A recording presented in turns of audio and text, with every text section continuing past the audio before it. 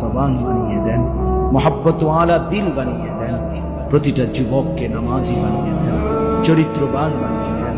আল্লাহ যুবকের চুল সুন্দর করে দেন, চেহারা সুন্দর করে দেন, আখলাক সুন্দর করে দেন। মোবাইলের আসক্তি থেকে হেফাজত করেন, নারীর আসক্তি থেকে হেফাজত করেন, মদ জুয়ার আসক্তি থেকে হেফাজত করেন, জিনা ব্যভিচারের আড্ডা থেকে হেফাজত করেন। আগামী দিনের ইমাম মাহদীর জন্য কবুল করে নেন। দাজ্জালের বিরুদ্ধে লড়বার হিম্মত দান করেন, ইহুদি বেঈমানদের বিরুদ্ধে লড়বার মতো শক্তি দান করেন। এলাকার সমস্ত কবরবাসীদেরকে মাফ করে দেন, এলাকার সমস্ত কবরবাসীদেরকে মাফ করে দেন। কিয়ামত পর্যন্ত কবরের আযাব মাফ করে দেন। আল্লাহ যিনি তার মা বাবার স্মরণ করে এবং সমস্ত কবরবাসীদের স্মরণে আজকের এই মাহফিল ইন্তজাম করা হয়েছে, জনাব জিলন মিয়া, আল্লাহ আপনি তার পুরা খানদানকে মাফ করে দেন, পুরা খানদানকে মাফ করে দেন, পুরা খানদানকে মাফ করে দেন।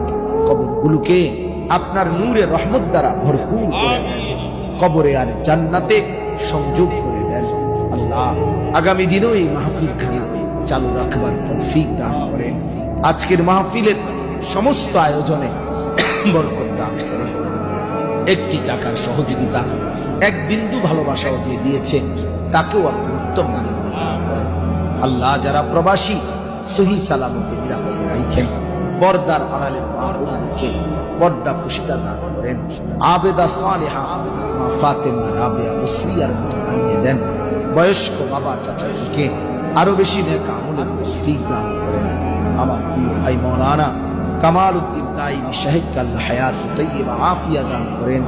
আল্লাহ এলাকার মানুষের দ্বীনি খেদমত আরো করবার তৌফিক দান করেন। যুবকদেরকে আগলায়া নিয়া আগামী দিনের ইসলামের জন্য তাদেরকে প্রস্তুত করার তৌফিক দান করেন। আল্লাহ আপনি কবুল করে নেন, প্রত্যেকের নেক মাকসাদ পূরণ করে দেন।